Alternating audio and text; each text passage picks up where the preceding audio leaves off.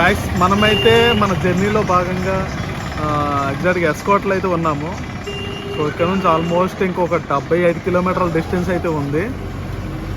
Almost మనము 130 kilometres నుంచి travel చేస్తూ వచ్చామన్నమాట. అది 30, ఇది 30, మొత్తం 60 అయిపోయింది. సో స్టిల్ ఇంకా 75 కిలోమీటర్లు అయితే ఉంది. వెళ్దాం రండి అరకు.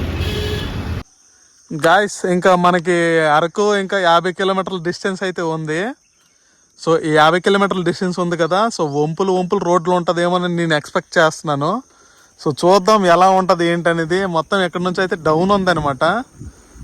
సో నేనైతే సెల్ఫ్ ఆపేసినాను వెహికల్. సో బెటర్ వాయిస్ కూడా మంచిగా వస్తుంది కదా అనేసి.